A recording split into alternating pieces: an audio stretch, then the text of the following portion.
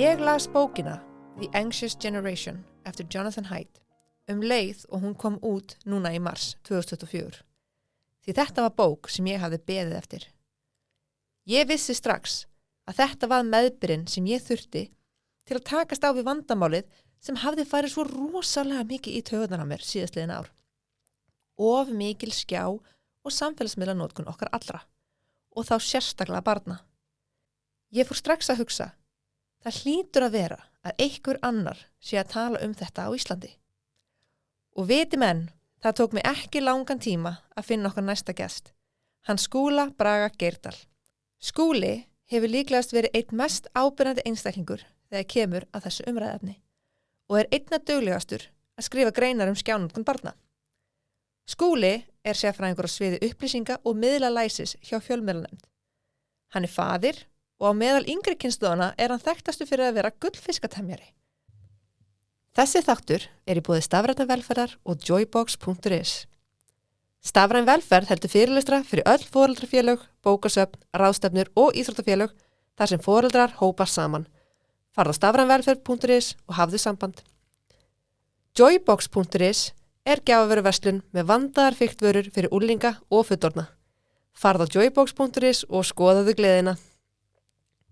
Hjartanlega velkomin, Skúli. Takk fyrir það. Já, sæll Skúli, ég las greina þín í morgun. Snjallsími jólagjöf barnsins í ár sem kom út af vísi.is í dag. Ekkert smá grípandi grein og mjög hjálpleg okkur foreldrunum sem við erum að reyna að fóta okkur í þessu umhverfi. Segðu okkur hans fyrir þá sem hafa ekki lesið greinina. Segðu okkur hans frá henni. Já, við kannski röngum aðeins við okkur að við erum að sjá að snjallsíminn, það alltaf könnun sem Elko gerir, hvað vinsælasta jólagjöfin í ár. Já. Og snjallsíminn efstur þar í ár og var það líka árið undan og maður fer að velta fyrir sér akkurat núna. Jóla gleðin í okkur öllum og það öll þessi tilboð og nú ætlum við að láta slag standa og gefa barninu síma. Já. Og þá ágætt að hafa nokkur atriði í huga og það ekki þannig að við ætlum að vera alveg ógeðslega leiðileg því að ég og Silja og Daði þegar við vorum að skrifa þessa grein beint inn í jólin og við ætlum ekki að fara að shame alla foreldra fyrir að vera hræðileg. Þannig að við erum að horfa á þetta í þrennu lagi. Við annarlega við sjáum það, shame foreldra. Já, þið takkið það bara. Nei, við reynum ekki. Tökum það bótt eftir ekki bótt. En það, ég held að mikilvægt að því við erum langflest bara að reyna að gera okkar besta. Já. Og þannig að við horfum á þetta kannski í þrennu lagi. Þú veist, af hverju ættirðu ekki að kaupa síma? Ef þú ætlar að kaupa síma, hvað áttu þá að hafa í huga? Og ef þú ert búin að kaupa síma og svo ert að hlusta á til þess þetta hlaðvarp hér og fattar, þetta var nú ekki sniðugt hjá mér, hvað áttu þá að gera? Þú vilt taka skrefið tilbaka. Þannig við vorum í reyna að nálgast þetta með þessum þrenna hætti. Mér finnst það mjög góð nálgunlega því ég held að líka eitt stærsta vandamáli sem við erum með að vera foreldri og barnið á síma og þú ætlar að reyna að bakka með það. Já, örgulega. Það sé alveg ótrúlega erfitt. Hvernig lyttist þú í þennan geira? Ég fekk nú bara vinnu í honum, Já, ég skil. Ég Þú bara settur þangað. Ég var bara settur hérna og alveg samt grínlaust í rauninni smá að því að ég er fjölmiðlafræðingur í grunninn og hef mikinn áhuga á þessum málum en svo það sett inn í lög hér að það þurfa að gæta að miðlalæsi og það sett undir þá stofnun sem heitir fjölmiðlanefnd og að efla upplýsinga og miðlalæsi alls almennings sem alltaf bara martröð markaðsfræðingsins að höfða til allra og öllum aldri, snild. Og það enginn búin að vera að gera þetta og þú þarf bara að gera þetta. Og þú ert einn í deild og gangiði vel. Bara gangiði vel, gjör svo vel, bara að redda þessu. Vá, hugsaður. Þannig að þetta alveg svona imposter syndrómu þetta sem fylgir þessu. Ég var nú samt að segja við Kristínu þannig að þú ert með draumastarfið mitt. Ég alveg græn hérna. Þetta náttúrulega, svo þetta búið að vaksa og við erum búin að bæta utan á sig og ég hef alltaf þessa stóru draumum að þetta veri deild einn daginn. Gæti alveg orðið það. Og þannig að við erum svona aðeins að stækka okkur. Í löndunum í kringum okkur þetta deildir. Og málaflokkur sem búin að vera á dagskrá í kannski fleiri ár. Það búið að gera rannsóknir í fleiri ár, fræðsla. En við bara 2021 leggjum einhvern veginn á stað í þetta. En það samt líka tækifæri því. Í löndunum í kringum með það sem þetta eru deildir, þá ég með einhverja sem eru bara að vinna ógeðslega flottar rannsóknir. Þau eru alltaf að tala við börn. Svo einhver sem á gólfinu að fræða börnin og þau eru ekki að gera rannsóknirnar og það talar ekki saman. Þannig að það þetta styrkur í líka að sá sem heldur undir rannsóknir og að skrifa skýrslurnar líka að tala við börnin og foreldrana og við höfum alveg verið að ná árangri. Og þú ert líka í þessu öllu bara. Já, okkar hlutverk einmitt að vinna rannsóknir, að gera skýrslur, sitja í alls konar alþjóðlegu vinnuhópum, sinna því starfi öllu, að sinna fræðslustarfi á gólfi. Við höldum auðvitað tengslanet upplýsing á miðlalæsi á Íslandi sem ég stofnaði ásamt öðrum aðilum. Það eru 25 fyrirtæki og stofnanir inn í því netverki, við höldum auðvitað miðlalæsis viku einu sinni á ári. Og fyrir hlustendur, getur þú sagt okkur hvað er miðlalæsi? Já, ég þarf ekki að spyrja, ég segi bara það er líka búið að vera vandinn okkar, bara fyrir að fyrsta þegar við lögum að staði þetta, hvað er miðlalæsi? Miðlalæsi er hæfnin til þess að leita, greina, skilja, meta og skapa upplýsingar á öruggan og skilvirkan hátt í grunum mismunandi miðla á veitur. Hann í rauninni, þetta er hugtak sem á við okkur öll, ekki bara börn, en við tökum það ekkert endilega til okkar þegar við erum fullorðin. Hvað ætlar þú að fara að kenna mér læsi? Við kennum læsi til barna. Þannig að þetta hugtak er búið að þvælast mikið fyrir okkur. En eins og fór yfir, þetta er mjög víðfemt, bara hvernig við ætlum að nota allt þetta net og samfélagsmiðla og fjölmiðla og allt sem er í kringum okkur. Við erum með myndlæsi og gervigreindalæsi og fjölmiðlalæsi, þannig að þetta er mjög fjölbreytt. Og samfélagsmiðlalæsi. Samfélagsmiðlalæsi, það nákvæmlega. Það held ég eitt aðeins sem ég tek mest eftir. Já. Er bara ógrynni af upplýsingum og hversu mikið fólk er að trúa hlutum sem mér finnst ekki vera augljóslega ekki sannir og svo bara fólk ósammála hvað er rétt og hvað er rangt og fólk fyrir að rífast og svo kemur skautun og allir eru ósammála og þetta á samfélagsmiðlum allan getur verið mjög erfitt og líka í fjölmiðlum þar sem við erum með fréttir og pólitík og allir eru ósammála það líka þannig að þetta er eitthvað sem við þurfum öll að læra og hvernig lærum við þetta? Sannarlega, þarna er líka bara annað hugtak sem við erum að tala sem hefur verið á reiki að við tölum falsfréttir, bara einhverja falska frétt á netinu. En það er mikil einföldunar hugtaki sem við notum sem er upplýsingaóreiða og þá ertu ég er með falskar upplýsingar sem ég er að beita sérstaklega til að hafa áhrif á skoðanir ykkar. Svo er annar ángi væri þá ef bara upplýsingar sem fara út vegna mannlegra mistaka sem getur gerst hjá öllum. Og svo eru þeir með réttar upplýsingar og eru að beita þeim í röngum tilgangi. Þannig að þeir eru með þessar svona 3 típur af einhvern af upplýsingaóreiðu. Þannig að við þurfum að fara að höfða til það sem bara okkar fullorðina líka með þessa þætti sem getur verið erfitt. Við viljum ekki taka þetta til okkar. Þess vegna höfum við svona byrjað að setja fókus á viðkvæma hópa. Viðkvæmur hópar væru þá 60 plus eldri borgarar, það eru miklar áskoranir og svo börn og unglingar. En þannig að eftir í miðun við sem eldri erum sem erum kannski ekki alveg að teka þetta til okkar. En þetta skiptir miklu máli bara þegar við erum fann að tala að það eru stríð í gangi í heiminum. Þetta er orðin þjóðaröryggismál. Ég seti í vinnuhópum upplýsingaóreiðu frá óvinvættum ríkjum í tengslum við stríð. Þetta er mjög fjölbreytt starf, þetta fyrir allt úr því alveg í því bara að tala snjallsíma og samfélagsmiðla við börn. Já, ég held þú væri bara því, en ég er nú bara alveg gapandi yfir hvað þú ert að gera á daginn. En síðan er eitt sem, ég fyrir ekki. Nei, já, bara hugsa svona hvernig vinnutími væri, hvort hann væri 8 til 8.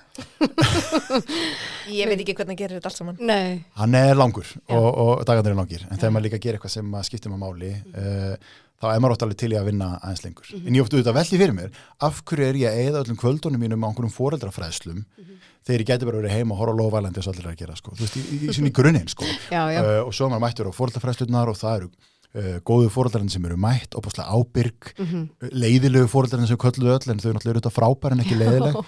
Vantar að vera með fræðslu fyrir foreldra sem mæta ekki á foreldrafræðslur. Hvernig náðu þið til þeirra? Bara, þið ætlaði að leysa það með mér. Og ég skal mæta mjög klári í þá fræðslu. Þetta er í rauninni lokkaðu á kakókvöld. Já, en þetta er rauninni vandinn sem við höfum svolítið verið með, er að við viljum ná til fleira fólks. Og við erum komið með ágætan hóp hlustendum, en hvernig komumst við til þeirra sem hafa ekki brennandi áhuga á þessu málefni? Þá þurfum við eiginlega að fara á samfélagsmiðla til þess að segja fólki að hætta að vera á samfélagsmiðlum. Já. Og það er smá svona þversögn í því. Já. En ég held að við þurfum kannski bara að fara að taka það skref. Já, ég held það bara. Svo er alltaf að láta samfélagsmiðluna að vinna með sér. Já. Og það er auðvitað hluti af, eins og í okkar starfi, ég er í svona vinnuhópu með aðilum frá Alphabet og Meta, þessum fyrirtækjum sem eiga Facebook og TikTok og alla þessa miðla. að það geta líka verið tækifæri í því. Einmitt. Þau eru oft tilbúin að gefa okkur birtingar á fræðsluefni í gegnum sína miðla. Þá geta þau sett eitthvað svona box að þau séu að sportna við vondu efni á sínu miðli. Já, er það? Ábyrg, okay. Þau eru alltaf ábyrg, já. Rosa ábyrg, þú veist, en það er einhver tækifæri í því samt. Já, einmitt. En mér langar eins að spyrja þig, þegar þú tala við þetta unga fólk, þessi ungmenni í skólum, hefur eitthvað svona staði sérstaklega upp úr? Hvað finnst þér áhugaverðast? Hvað skilur mest eftir? Vá, rosa margt. Hvað er það langt þáttur? Svolítið stór spurning. Ég held að segja kannski svona ákveðna setningar eða svona kannski kvót frá börnunum sem svona setja í manni eftir á. Og það er til dæmis eins og því ég var að tala, ef ég nefnir mér nokkuð dæmi, ég var að tala við drengi í 7. bekk og það er eitt sem sagði sko, mamma nennir aldrei hjálpa mig með heimanámi að þú svona upptekin að skróla á Boost. Mér fannst það svona ákveðin svona vakning og hann var að velta fyrir sig hvað er svona merkilegt á Boost. Annað dæmi sem situr alveg sterkt í mér var þegar við fórum að skoða kynferðislega áreitni á samfélagsmiðlum og fórum með fræðsluna fyrst á stað og við vorum að sjá að helmingur úlingstúlkna á Íslandi hafði verið beðin að senda sér nektarmynd bara í 8. og 10. bekk. Helmingur.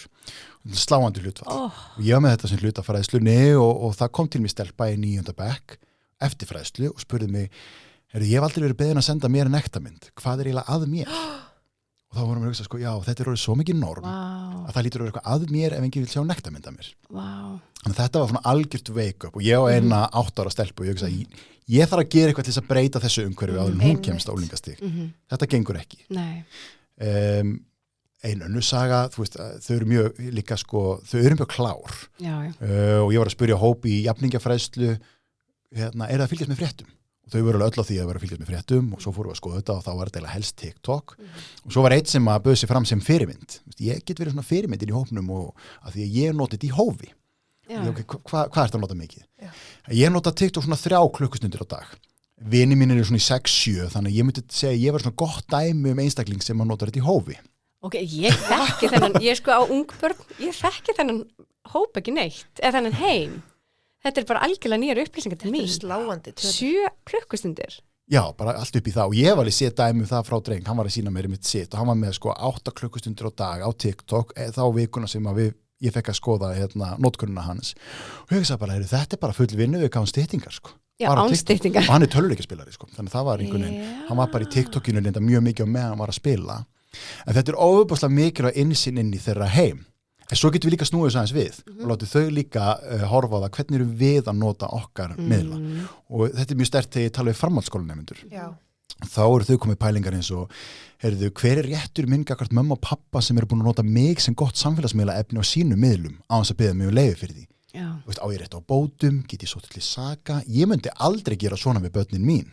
Að hleypa þeim inn á þessa miðla þegar þau eru yngri og núna höfum við verið að ræða til þessi bönn á samfélagsmiðla eins og í Ástralíu og Noregi og þau eru bara, já, klárt og það eru framhaldsskólanemendur sko. En nú erum við líka með fyrstu kynslóðuna að alast upp sem var í rauninni bara í beinni útsendingu með æskuna sína á samfélagsmiðlum. Það verður svo forvitnilegt og þetta er mjög forvitnilegt og ég held að þetta mun alveg koma í bakið á okkur eftir örfá ár. Já, það sem ég er svo vont að heyra í umræðinu og ég heyra allt oft er bara, ok, núna er rosa mikil vakning, núna eru foreldrar að barna á yngstastígi, ógeðslega klári í þetta, foreldrar í leikskólum, geggja klári í þetta.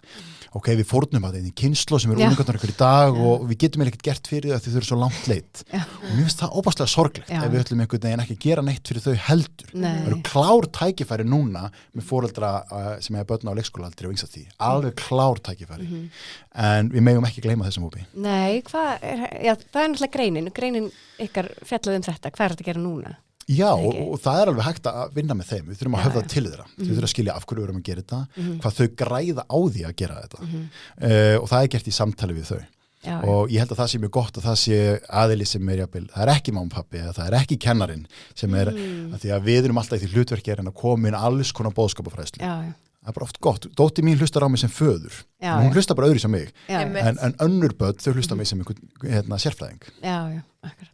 Gullfiskatemjari, var það ekki þannig? Gullfiskatemjari, já, sem er yfirleitt svona það sem situr eftir í í minninu sko, en það er ágætt að sagja. En nú langar mér að spyrja sömu spurningar í rauninni nema foreldrum. Hvað stendur upp úr þegar kemur að samtölum við foreldra? Sko, það sem situr eiginlega kannski mest í manni einmitt það hvað þau eru alltaf öll sammála. Ég hef bara eiginlega ekki lent í því á foreldrafræðslu að það sé foreldri sem ósammála því sem ég er að segja. Þau eru öll með og yfirleitt eftir svona fræðslur þá kemur yfirleitt spurningin ok, þú er búin að selja mér þetta, hvað svo? Hvað er námskeiða sem hún kennir mér að setja foreldrastillingarnar og gera tækið örugt? Og ég er alltaf svona, ég er rosa sammála en ég get ekki leist þetta allt saman. Og meðan ég er alltaf í fræðslum þá get ég heldur ekki verið búið til fræðslu efni. Ábyrgð þeirra sem er að selja tækin hlýtur líka að vera einhver. Þegar ég er að selja tæki sem er sama tæki til 5 ára og 25 ára af hverju fylgir ekki með einhver leiðbeiningabæklingur því þetta er óþólandi að varpa sér ábyrgð á foreldra sem að sitja eftir og skilja ekki hvað eru með í höndunum. En mér finnst þetta líka bara að vera mjög algengt núna er að við erum alltaf að dæma foreldra. Þessi foreldrar, þau bera ábyrgð, þau eiga að ala upp börnin sín og ekki vera að gefa þeim síma en við horfum ekki alveg beint á það þannig, allavega ekki þessu hlaðvarpi, er að þú sem foreldri, þú ert ein á móti öllu samfélaginu, öllum félagslega þrýstingnum sem barni verður fyrir í skólanum og í nærumhverfi og þú ert með risa tæknifyrirtæki að eyða allir sínu orku, öllu sínu pening og allir sínu getu í að halda þér og barninu þínu í þessum tækjum. Hvernig áttu að geta staðið ein á móti þessu öllu saman? Þannig að það þarf kannski að bara gefa líka foreldrum smá rými til þess að finna það að það sé búið að leika svolítið á þau og þú veist, þau eru ekki vondikallin hérna, þau eru fórnarlöpin hérna og við ættum kannski bara að vera svolítið reið. Bara ég hærtalega sammála, mér finnst við allt oft vera að tala oft niður unglinga, þau eru svo vondu hvort annað á samfélagsmiðlum, tala niður foreldra, þið eru ekki að gera nóg, þið eru að gera meira, tala líka niður kennara sem eru líka að standa í þessum slag með okkur, á meðan að kannski þegar við fyrir að horfa á það, þegar við fyrir að horfa á skólana, mjög margir að gera mjög margt og mjög flott, margir foreldra líka, en svo verður þetta erfitt, það kemur þessi þrýstingur, svo fara fleiri og ef það er ekki samstaða, þá upplifa okkur svo ein. En það er samt breyting þannig þegar ég var að byrja í þessu 2001 þá var þetta eiginlega eina sem brann á foreldrum ok, af hverju ætti ég að vera einangra barnið mitt þú veist, ég kaupi það sem þú segja en ég einangra barnið mitt með að leifa þetta ekki en gaman að heyra samt að við séum búin að fara einhvern veg við höfum gert það og þá ég hef alveg farið nýri að kannski bara 3 á fræðslu sem voru allir í stjórn foreldrafélagsins sem voru að mæta, sko, þetta er bara þessir alveg svona súper ábyrgðarfullu. Núna er ég alveg að lendi í ofta að það er verið að bæta við stólum. Það eru komin fleiri, það er meiri vakning, við sjáum jákvæða niðurstöður, til dæmis í notkun samfélagsmiðla hjá börnum. 2001 voru 60% barna 9-12 ára inn á TikTok og Snapchat. Nú er þetta komin í 35-40% sem eru þarna inni. Ég hugsa að það hafi verið meiri hlutin af svona ungum börnum. Það er algjörlega galið, en við erum samt náð þarna árangri. Þessi árangur, hann er í boði foreldra sem er að taka þetta til sín. Hann er í boði kennarana sem er að standa í þessu fræðslustarfi, barnana sem eru með okkur í liði í þessu verkefni. Þannig að við eigum auðvitað að tala okkur upp. Hættum að tala leiðinlegt foreldri sem er foreldri sem setur spurningamerki og reglur ramma og sýnir ábyrgð. Það er ekki leiðilegt foreldri. Leiðilegt foreldri er hitt foreldri sem gerir það ekki. Já. Ég er nú svona að fengi komment frá börnum en ok, þegar ég er ströng. Já, ég er strangast að mamma í heimi, samkvæmt sumum. En ég held líka bara að það sé aðeins farið að, eins og segir, aðeins að fara að breytast hvert þetta er að leiða. Við sjáum það líka í þessum löndum sem eru núna farin að banna samfélagsmiðla, að banna símtæki fyrir ákveðin aldur. Við erum loksins farin að benda á tæknifyrirtækin og segja þeim að bera einhver ábyrgð. Og eina leiðin til þess að gera það er til dæmis með því að bara blátt kalt banna símana eða samfélagsmiðluna fyrir 16 ára aldur og ef við gerum það og þessi fyrirtæki missa þennan kunnahóp þennan risastóra kunnahóp sem er mest allan daginn á þessu þau hafa líka svo mikið tíma og þau éta upp þessar auglýsingar þau hafa svo lítið miðlalæsi þau eru svo ung að þau gera ekki endilega greinamun á auglýsingu og raunveruleika þau alveg éta þetta upp, þau eru sko peningapottur fyrir þessi fyrirtæki en ef við skerum á þetta bara, þessi hópur er bara ekki lengur þarninni, þá neyðast þau til þess að gera samfélagsmiðlana og netið öruggara fyrir þessa hópa og gera einhverja alvöru breytingar þannig að það sé einhvers konar veggur eða einhvers konar stýring á þessu. Þannig ég er mjög vongóð, ég er rosalega jákvæð og vongóð það bara allt sem við erum búin að sjá er að gerast bara á þessu ári. Ég er enda held líka bókin frá Jonathan Haidt hefur gert alveg ótrúlega hluti. Já, ég finn það núna að það er allir að tala þá bók og ég með þessi börn eins og í Ástralíu. Mér finnst það hafa hjálpað okkur að skapa vitund sem er jákvætt og við erum að grípa þann bolta á lofti.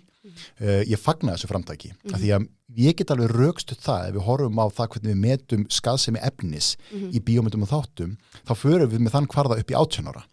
Sem þýðir að bara það segir sér sjálft, ef ég er að horfa á bíómynd þá er enginn að reyna að áreita mig að senda mig skilabóð með hann. Hún er þar með ekki verri heldur en það sem ég er með í höndunum og myndefni þar er ekki verri en það sem ég geti fengið á samfélagsmiðli. Sem þýðir að ég gæti farið með aldurstakmarki upp í 18 á summa þessum miðlum, til dæmis TikTok. Þannig að það að taka skrefið í 15 eða 16, það eru bara skrefið í rétta átt. Þannig að við gætum verið að taka það lengra. En þá erum við að segja, normið er ekki 13 ára. Því við náum svo litlum árangri með hópin sem er 13 ára eldri. Já, þau vil ekki taka þetta til sín, þau hafa réttin til að vera þann inni, en með því að færa það ofar og við gerum það ekki endilega með einhvern sektum eða laga ákvæðum þannig, en við getum sett þetta hjá okkur, þetta er bara bannað innan 16 og svo er að foreldrarna þá ákveða að leyfa einhverja miðla fyrir þann aldur og þá kannski leyfum við miðla sem eru kannski freka til samskipta ef við ætlum að fara þá leið, en ég mælu þetta með því að við bara sleppum þeim alveg undir þeim aldri. Ég horfi á þetta eins og bílpróf og ég hef talað um þetta áður í þessu hlaðvarpi er alveg eins og með bílpróf og við sáum þetta fyrir 100 árum þá kom bílinn, þá var hann að verða með svona algengari í notkun og hvað gerist það var fullt af dauðsföllum, fullt af fólk að deyja í bílslysum og í kjölfarið þá fáum við bílbelti, við fáum barnabílstóla og alls konar fleiri öryggisbúnaða, bílarnir verða alltaf öryggar og sterkari og færri deyja úr bílslysum. Núna erum við bara með þetta er búin nýtt. Nú eru bara með samfélagsmiðla og síma. Þeir eru bara búin að vera til staðar í hvað? Næstu 2010, ekki alltaf talað um það? Jú, 15 ár síska. Þannig að þetta er ekki langur tími. Þannig að við erum núna bara að vakna, bara ok, okkur vantar hérna bílbeltin og barnabílstóluna á samfélagsmiðla. Og ég vil meina að við þurfum líka bara að hafa, þú vinnum með fjölmiðlalæsi eða miðlalæsi. Það er bara pínu eins og að læra umferðarreglurnar. Og við þurfum bara að hafa skóla, umferðaskóla, hvernig á að haga sér á netinu, hvernig á að umgangast umferðina sem er internetið og samfélagsmiðlar. Það þýðir ekki endilega sért ekki að einhver leiti hluta umferðinni, börn þau lappa yfir gangbrautir, þau taka strætó, þau eru á hjóli og þau læra þessi skref hægt og rólega og eru þar leiðandi að einhver leiti hluti að umferðinni en við erum ekki rétt að þá bíllekluna og segja, hei elskan, keyrðu bara sjálfa æfingu 10 ára gamalt, bara gangiði vel. Já. Það er svo þægilegt. Já. Ég pældi ef að við varum í foreldrafræðslu núna og foreldrar fundu svo byrja að tala um það að ég er svona leiðilegt foreldri sem spenni barnið mitt eða leiði það yfir bílaplana því að kann ekki umferðarreglurnar, ógeðslega leiðilegt foreldri. Þetta er bara í grunninn það sama. En síðan vil ég fá, ég er að segja þetta kannski nokkur sinnum, ég vil frá sömu stemmingu inn á Mæðratips Facebook-grúpunni gagvart spjaldtölvu og símanótkun barna og þegar þú segist alltaf að færa barnið þitt yfir í framvísandi bílstól. Það vissið. Ef þú segist fyrir insás, eða hvenær eftir aldurinn, ég er búin að gleyma þessu. 2 ára eða 2 ára, það er einhver þyngd eða eitthvað. Já. En sumir eru alveg bara, vilja helst hafa í hérna bakvísandi bílstól bara til 12 ára aldurs eða eitthvað. Já.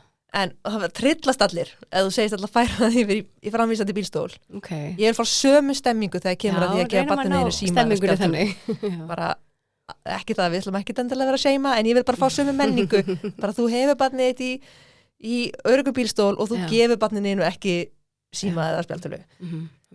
Þetta gerum við með fleiri röddum, með hlaðvarpi, með því að tala í fjölmiðlum, með meiri rannsóknum, með meiri fræðslu. Það er ekki tilviljun að þú talar um umferða samlíkinguna. Ég er svo sammálaður að fræðsluprógrammi sem ég er með fyrir 1. til 7. bekk í dag heitir Netumferðaskólinn. Við erum að kenna umferðarreglurnar á netinu. Svo þarf þetta að heita eitthvað annað fyrir úlingastíða því þeim finnst þetta aðeins og barnalegt við köllum þetta.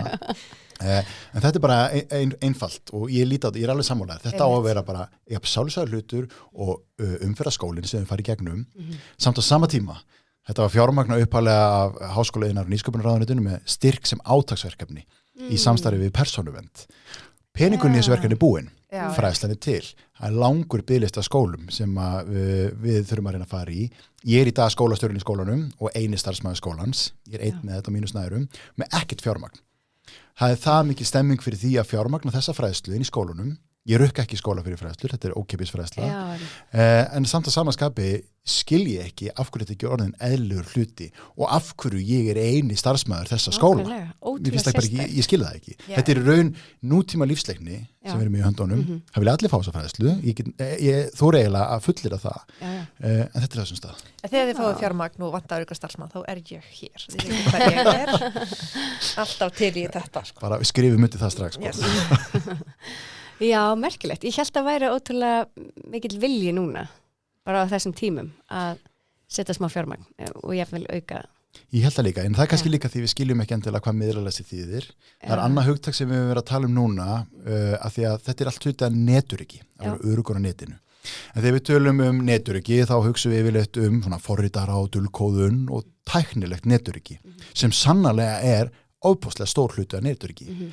Ein hlið, hinn hliðin er félagslegt neturiki sem er þá, þú veist, einstaklingurinn ef við horfum á hvernig einstaklingurinn örugur á netinu og allt sem við erum að tala um hérna er í raun félagslegt neturiki en það er ekki alveg þessi skilningur endilega á þeim hluta við leggjum mikla áherslu á tæknilegt í mínum huga ættu við reyndar að vera leggja ennþá meira áherslu á það eins og umhverju orði í dag en við verðum að láta félagslega hlutan fylgja með. Til dæmi ef það kæmi hérna núna upplýsinga árás á Ísland, þá væri hún bæði tæknilegs eðlis og félagslegs. Það væri farið líka krukk í kollinum á okkur með upplýsingaóreiðu. Það fylgir alltaf. En við erum alls ekki undirbúin undir slíka árás. En ég myndi segja að við séum nú þegar undir ákveðnri árás.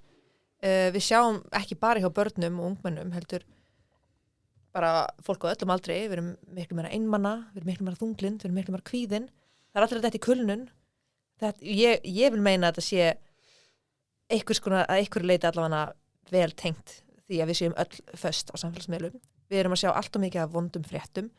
Við erum bara ekki gerð til þess að vera með vondar fréttir frá öllum heiminum, alla daga.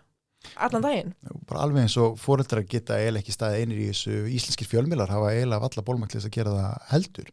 Þannig að við erum á erfiðum stað þar líka og líka það aftur þarna þótt að félagslega neturiki, við erum að reyna að minna á mikilvægi þess en við erum samt ekki að fá neina fjármögninginu þá styrki sem við sækjum af því þetta skilar ekki beinum tekjum í kassan á móti. Það er svo erfitt að endilega reikna það hver fjárhagslegur ávinningur af þessu er sem er frústrerandi. Frústrerandi, ég skil það. Það segja það. Því að mér finnst vera svo augljóst hver ávinningurinn væri. Já, það er nú alveg hægt að fá okkur hagfræðingi að reikna þetta. Er ekki hægt að reikna allan skapaðan hlut? Jú, bara pottet sko og svo sjáum við ávinningin bara eins og núna 2021-2023. Já, nákvæmlega. Færri börn undir 13 ára á miðlum eins og TikTok og Snapchat. Þessi tala sem ég nefndi áðan að helmingu stúlkna voru beðnar og nektarmyndir, hún er komin niður í 30% á 2 árum. Það er líka það sama, við sjáum örlitla lækkun í neteineltinu, hótununum á netinu. Við erum að sjá smám saman árangur því sem við erum að gera og ég held að við getum alveg sett krónur á það ef við endilega viljum hverju þetta skilar okkur að taka þessi skref í þessa átt. Við þurfum að ná þessu neðar. 30% úlingstúlkna sem við bennum þetta myndir allt og hátt ennþá. Það er ekki ásættanlegt. En maður þarf að fagna árangrunum sem næst. Við verðum að gera það því annars missir maður sig alveg bara og dettur inn í svarthóli. Þetta skiptir einhver máli af hverju við verðum að gera þetta. Það þarf greinilega meira fjármagn til þess að ná þessu miklu lengri niður. Já, ég held að við þurfum ekki endilega eitthvað brjála fjármagn. Bara að við fáum aðeins, að við getum sinnt þessari fræðslu, þessari grunnfræðslu í skólunum, að við getum svarað öllum beiðnum sem við fáum inn. Ég er ekki að tala um einhverja 100 milljóna, sko. Við varum rosa vel að setja við fengjum kannski 2 stöðugildi núna. Þá væri ég bara alveg í geggja sáttur. Já, vá. Það er ekki mikið. Mér finnst það ekki. Já, mikilvægt málefni, sko. Já, ég er svona alls ekki hlutlaust þegar ég segi það en mér finnst þetta rosalega mikilvægt. Við erum ekki heldur hlutlausir. Við erum að gera þetta á okkar eigin tíma líka. Þetta er bara, þetta er allt sjálfboðal vinna þetta málefni, allavega að hinga til. En maður gerir þetta því að við viljum fá betri heim fyrir börnun okkar og við viljum líka betri heim fyrir börnunarna og við sjáum ekkert annað, enga aðra lausn heldur en að bara tala. Og tala meira. Og það skiptir máli og ég er nokkuð vissum að þetta mun skila árangri. Við erum að vekja þessa umræðu. Það er núna að fara að mynda sérna í ríkisstjórn og við sjáum alveg að það var að tala um í kosningunum mikilvægi þessa efla geðheilsu ungmenna og við sáum það líka í forsetakosningunum nákvæmlega sama umræðefnið. Þannig að við erum á leiðina þangað. maður þarf þess að þolinmæði, stjórnsýslan rosalega hæg og ég sem fjölmiðlafræðingur hef ekkert alltaf þolinmæðina í þetta en við þurfum að svona einhvern veginn líka klappa okkur á bakið, finna einhver tilgangi að halda áfram, vera stöðut á tánum, það koma nýjar áskoranir, við erum búin að ná árangur í sumum og svo sumt sem leiðinu upp sem ekki alveg nógu gott. Við björgum ekkert heiminum og við björgum ekkert öllum en við getum klárlega gert mikið betur. Já, svo sannarlega.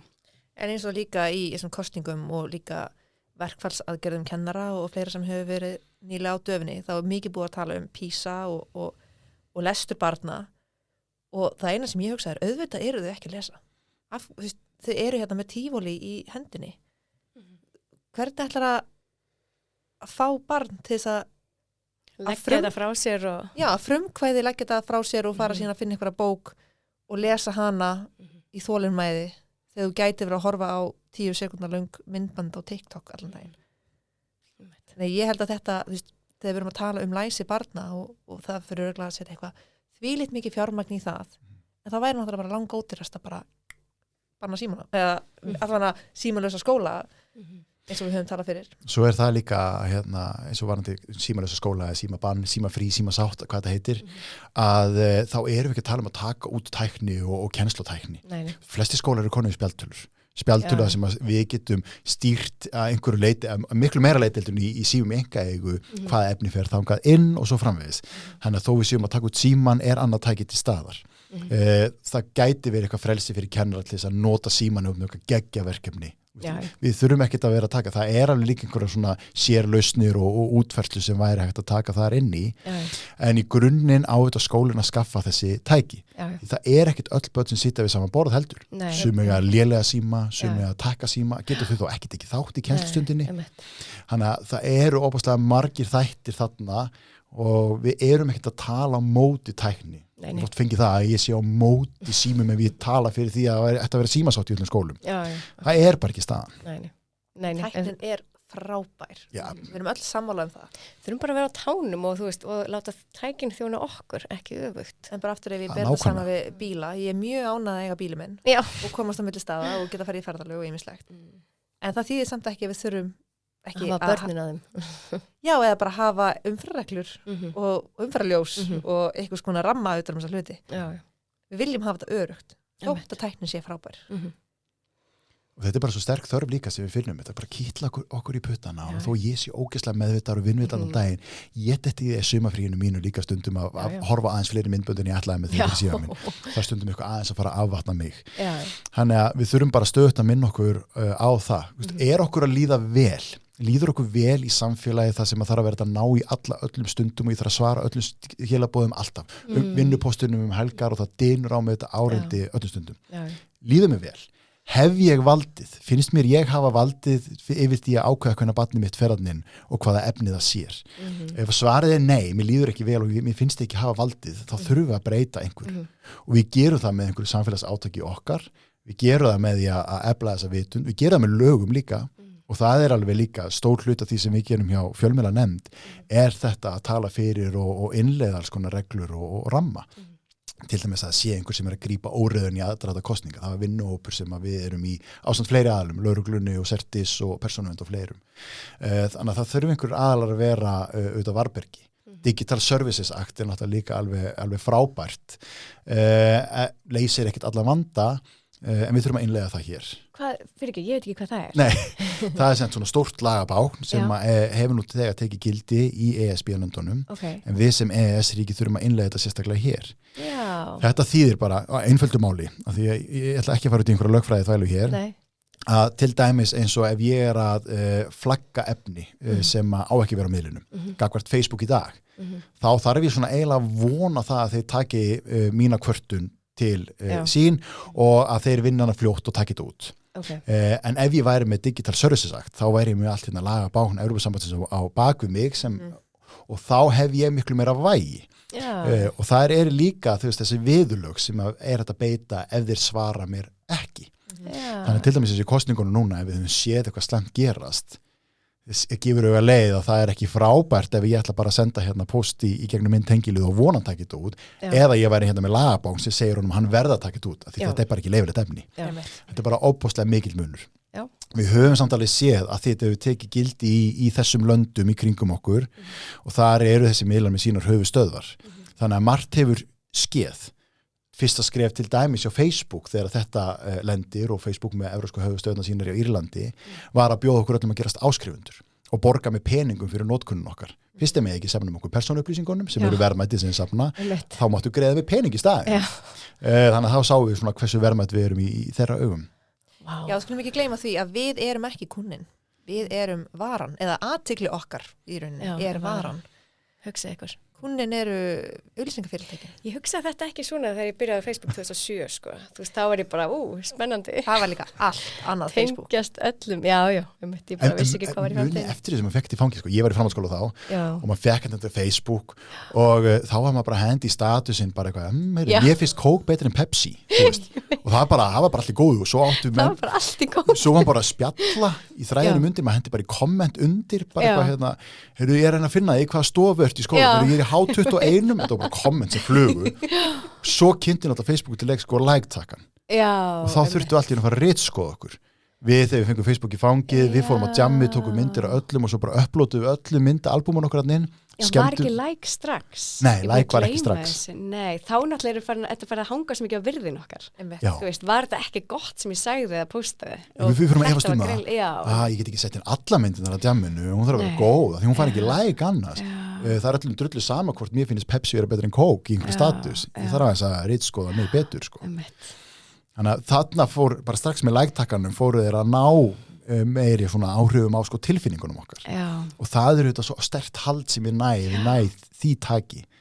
Svo komu fleiri kallar inn, hlátukallin og reiðikallin og þeir mætti allir til sögunar og það er ekkert svo langt síðan, þú veist hvað var það 2000 og hann rétt fyrir COVID, svo í COVID-inu bættist við kérkallin. Já, alveg rétt. Ég var að segja Kristína senast að þetta, eða þar senast að þetta, að reiðikallin, hann gefur algoritmanum mun vera vægi heldur en like. Ég vissi það ekki, ég bara rosalegt. Algoritmin, hann er bara í grunnatriðum stiltur inn á það að færa okkur efni sem færa okkur til að bregðast við. Og efni sem bregðast við er fyrst og næst efni sem vekur hjá okkur einhver tilfinningarleg viðbrögð, sem er reiði, sorg, undrun, gleði, svolítið svona kallarnir hérna. Þannig að einmitt, like-takkin er dottin út. Við megum náttúrulega eiginlega ekki eins og nota þumalinn í dag, það er algjört, nei, þetta er svaka dónalegt. Já, er það ekki eitthvað svona miðaldra? Jú, mjög. Bara vá, hún gaf mér bara like-takka. Líka ég veit mann sem var tekinn teppið í fyrirtækinu að því að þegar hann sendi post til yngra starfsfólks og gerði bara venju gamaldags broskall. Já, þú segir þetta er nýtt fyrir mér Það er mjög passíft aggressíft, hef ég heyrt. Það er bara, ég skil. Bara svona nett bros. Þessi grunn broskallar, hann er í dottnir út. Þú veist, hann er fertur, honum fannst það bara vel meint. Já. Þetta er flókið að skilja, þú veist, þetta er bara risa menning þarna inni og erfitt að setja sig inn í það. Annars er við erfitt með að skilja líka, rosalega sterkt. Við tölum gullfiskinn og við tæmum gullfisk með virkri skilyrðingu. Og virk skilyrðing, við finnum hana til dæmis á Duolingo, þegar Duolingo er að reyna að fá okkur til að fara aftur og aftur inn og læra eitthvað nýtt. Snapchat gerir þetta líka. Þannig að við tökum þvæluna sem er í gangi á Snapchat, að ég þarf að fara á hverjum degi og senda mynd af einhverju. Á vini mína, það getur verið gólf eða öxl það skiptir einhver máli hvað það er, ég þarf bara að senda þér daglega skilaboð. Í staðinn, ef við gerum þetta nokkra dag í röð, þá fáum við tákn frá Snapchat sem táknar hversu góð vináttan okkar er.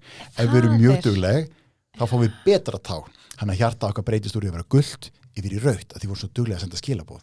En ef við gleymum okkur einn dag, dettum út, þá missum við þessa vináttu, við missum táknið okkar sem eru verðlaunin sem Snapchat bjóð til. Og svo nýjungin núna er að þeir bjóða okkur upp á það að kaupa þetta tilbaka. Nei, með peningum? Með peningum. Og við hefum alveg séð mörg dæmum þessa til dæmis kærustupör sem eru búin að halda þessu stríki lengi gangandi, svo við erum hætt saman, en ég tím ekki að sleppa stríkinu, þannig heldum áfram að vera í samskiptum og senda hvort þau eru skilaboð, erum með hvort annað á Snapchat map, þannig ég veit hvar þú ert staðsett og hvar þú ert, og vonu að setja ekki heima á félögum mínum á kvöldin, svo ég get ekki lesið það út úr þessu. Og svo gerist það við hættum saman, það var ekki það stóra, heldur stóri viðburinn er þegar við loksins hættum stríkin okkur að Snapchat, þá erum við sannarlega hætt. Er þetta gerast í alvörunni? Já. Hjá hvað gömlu fólki? Bara vináttan inn á Snapchat, hún byggir öll á þessu. Og talaði við börn og í úlingadeildi í grunnskólum eða í framhaldsskólum, þau tengja meira og menna öll við þetta, hversu óbóstlega sterkt þetta er. Ég vil líka aðeins koma að þessu frá tölvunafræði hliðinni, þar sem ég hef unni við appforritun núna í 10 ár og það sem tæknifyrirtækin að gera að þau eru bara með heilu starfshópana innan fyrirtækisins sem kallast user engagement eða notenda virkni eða notenda virkni og þetta eru bara teymi sem eru bara í því að allan daginn að komast að því með atfyllsgreiningu og erum að sérfræðinga í því sviði hvernig við getum haldið notendunum virkum lengur og fengja oftar enn í appið. Snapchat teimið gerði greinlega sína heimavinu. Já, öll þessi... Hvaða tákn best í Snapchati?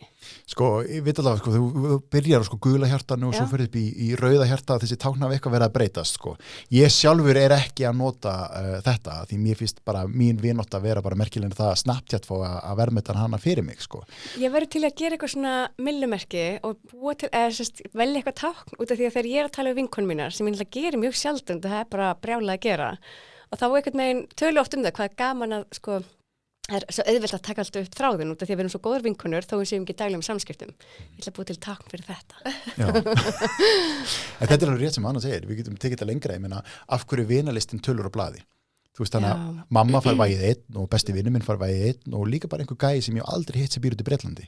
Hann fær sama vægi og mamma og pabbi og besti vinur minn sem eru mjög bestu tengingar í lífinu til þess að búa til þá ímynd að það sé betra að vera með hærri tölu en lægri tölu að 500 sé betri en 50 það er annað, hitt sem við vorum að tala um að strík er náttúrulega bara FOMO-ið svo eru komið nýja íslenska sögn sem heitir að sína þegar ég sendiði skilabúð svaraði ekki það er rosalega sterkt, við viljum ekki sína neitt það er dónaskapur í dag það er rosalega dónalegt, ég veit það þó þú veist það er gott, þú ert að læra, flott Ég hef alltaf tólkað þetta sem þegar einhver sýnir mann við höfum móttekið skilabóð yðar en ákvörðun hefur verið tekin og við erum ekki að svara þér ok En ég ætla að fá að taka það lengra með umræðina frá tölvunafræði heiminum er að þetta er líka þetta er ekkert slys þeir fattat ekki bara svona þetta væri góð hugmynd nei, þeir prófa aftur, nei þeir bara prófa og prófa og prófa og prófa og það er eitthvað sem heitir AB prófanir að við heyrtum þær það er þú kannski ert með eitthvað nýjan fítus eitthvað nýja virkni í appinu og þú gerir hana tvöfald við gerum hana svona og kannski aðeins öðru sig svo sjáum við hver fær meiri virkni ok, þessi fekk meiri virkni leið A fekk meiri virkni, ok, við förum hangað svo prófa aftur, ok, við ætlum að breyta þessu pínulítið og B-hópurinn fær þá virkni og A-hópurinn fær aðeins öðru sig virkni hvor fær meiri virkni og svo gera þetta 1000 sinnur eða oftar, bara endalaust en svona alltaf koma nýjar útgáfur líka og við erum ekki að sé það líka, maður tók sérstaklega eftir þessu svona snemma á Facebook-dögunum það er allt í einu Facebook fyrir að breytast bara fyrir að breyta útlitin á Facebook það er óþarfandi, og það var alltaf verið að ég myndi að prófa bara hvað færi þið til þess að vera aðeins lengra í appinu og það er ekki bara tæknifyrirtækin sem gerir þetta, matsælufyrirtækin gerir þetta þetta er mjög algeng leið til þess að fá meiri notkun á vörunni þinni er að bara gera litla breytingar örlítið öðru sig í einum hóp heldur en í öðrum hóp og svo sjá hvort virka betur og svo endurtaka það að eilífu það er komið með vöru sem er svo ávanabindandi að það er bara orðið gífurlegt vandamál Það er mjög sérfræðinga í aðtöldið sem er að vinna í því að halda aðtöldið okkar og svo eru við sjálf bara ég hef enga sjálfstjórn og börnum mín hafa enga sjálfstjórn Við erum svo lítil gagvart þessu Það er akkurat málið Við erum svo hissa bara hvernig get ég ekki hægt að borða þetta ruslfæði hvernig get ég ekki hægt að hanga á TikTok en það er bara það er búið að hakka í okkur heilan það er í alvörunni, það hljóma kannski kjánalega en það er í alvörunni búið að hakka okkur og það er öll lítil atrið tilkynningin er rauð ekki græna er blá, rautt táknar emergency þú veist, titringur og hljóð sama, við erum með líka bara myndband sem byrjar að spilast eftir næsta myndband, það er til þess að láta þig halda aðeins lengur áfram, frista þig í næsta og næsta myndband og allt þetta litla, 3 punktar að dansa á skjánum þegar einhver skrifa skilabóð, það er bara til þess að fá til að býða að því einhver er að fara að senda þér eitthvað við getum talið upp alveg endalaust í hönnun tækisins sem eru nákvæmlega þessi atrið sem Anna var að tala um sem hafa verið prófuð og er að virka og halda og ná aðtil okkar. Og við erum að tala um launin sem eru í þessum fyrirtækjum eru ekkert lítil við erum að tala um alla mestu snillinga heimsins er að vinna að þessu til að gera þig eins ótrúlega háðan þessu tæki og mögulegt er. Þannig að hafðu smá höndi hjarta og Sjálfsmildi. já, Já. það er bara samúð líka með ástandunum sem við erum í. En síðan líka má kannski vera bara pínlítið reiður. Já, já. Ég kem svo langt á reiðin oft, sko. Já. En ef við grípum þann bolta líka aðeins lengra, sko, þú veist, þessi reiði, þá getum við líka alveg pælt í, sko, þetta hefur ekki bara áhrif til þess á líðan eða einhverja, sko, notkun, heldur hefur þetta líka áhrif á líka bara skoðanir hópa á öðrum hópum í samfélaginu. Og lýðræði. Og lýðræði, þannig að við erum alveg fann að sjá líka þau. Já, það er svo erfitt lag. Mjög erfitt, það er mjög erfitt og hvernig ætlar að sækja einstakling sem er dottið honum í hóluna, inn í kenninguna, náðu honum út úr þessum bergmálshelli. Það getur verið gríðarlega erfitt. Og síðan held ég að við séum öll í bergmálshelli. Það er kannski misdjúft, en við erum það öll að einhverju leyti. Það var rosa sterkt, sko, að því að ég fylgdist með þessi kringum kosningarnar og þá voru félagi minni voru að spyrja, sko, hvað ætli að kaupa Black Friday? Og ég bara, ég er ekki búin að fá eina Black Friday auglýsingu. Að því ég var engaged á kosningarnar og ég fekk bara auglýsingar frá sama flokkinum inn á mínu miðli og enga Black Friday að því að það sýndi svo mikið áhuga sem sýnir hversu ofboðslega fljótu við erum að lenda inn í okkar eigin hellum, sko. En vandinn er bara þegar við ætlum að fara svo skjóta á alla aðra sem eru á annarri skoðun en við og það er auðvitað þessu niðurstöðum rannsóknarna okkar þegar við erum fann að sjá til dæmis bara samanburð hér og Svíþjóð að við erum miklu líklegri til þess að segja okkur mislíki einhverju hópar samfélagsins sem að skilgreina sig öðruvísi út frá þjóðerni, út frá trúð, út frá skoðunum, okkur bara mislíki mjög þetta fólk sem eru þetta opaslega vond. Það er ekki hatur en alveg svona skref í átt að því. Við sjáum mikið kynjamun á því hjá úlingum að úlingstrákar á úlingastígi hóparnir sem eru að mælast hæst þar, það er til dæmis, sko, trans, vegan og feministar. Að meina stúlkum þá er sérstaklega eins og í framhaldsskólanum þá er þetta meira orðið, sko, vopnasafnarar eða andstæðingar þungunarofs. Þannig sjá munin að það er kannski orðin aðeins öðruvísi dýpri pæling hjá stúlkonum af hverju mislíka mér einhver út frá einhverju skoðun. Hvaðan kemur til strákonum? Eru þetta þessar eitruðu, kallmennsku, Andrew Tate hugmyndir sem þeir eru að fá? Því það er ekki sjálfsbrottið að mér mislíki trans og feministar. Af hverju? Veganistar. Af hverju? En þessar tölur, þetta er svona 25-30% úlingsdrengja sem eru komnir á þennan vagn. Þannig að þetta er gríðarlega sterkt. Minnst það bara svo rosalega sértakar hlutir, eða bara svona mjög ákveðnir hlutir. Já, þessir hlutir. En ekki kannski eins og áður fyrir bara, ég þól ekki hægri menn, eða ég þól ekki vinstri menn, eða eitthvað svona, nú er þetta bara svona, já, ég þól ekki nákvæmlega þennan litla smáhóp veganisma, eitthvað, þú veist. Og af hverju þar ég hafa einhverja skoðun á því, þó ég sé ósamálaði, skiptir einhverju máli. En ég held líka bara, við þurfum bara öll að muna það, og ég bara tala við hlustendur líka, sérstaklega, er að við erum miklu meira sammála heldur en við erum ósammála. Já, það er gott að hafa það í huga. Og sérstaklega í kringum kosningar og svona, við getum verið sammála svo rosalega margt og að mestu leyti erum við sammála. Svo eru bara örfá atriði sem við erum kannski ósammála, en ég held að við viljum alltaf sama, við erum kannski bara ósammála það hvernig við viljum útfæra það og hvernig væri besta leiðin, en við viljum öll samt í rauninni það sama. Og við skulum bara ekki gleyma því þegar við erum að rífast við eitthvað einhverjar skrýtna skoðanir sem algoritmin er búin að segja okkur að finnast, að við skulum bara aðeins staldra við og kannski bara tala meira það hvað við erum sammála Já, akkurat. Já, fókusbundum á jákvæðar niðurstöður og einmitt það hvað sameinar okkur líka, því þetta er þreytandi umhverju að búi. Okkur finnst einhvern veginn, það er alltaf Ísland þetta farlir fjandans, það er allir umulegir og ræðilegir og það er ekki staðan.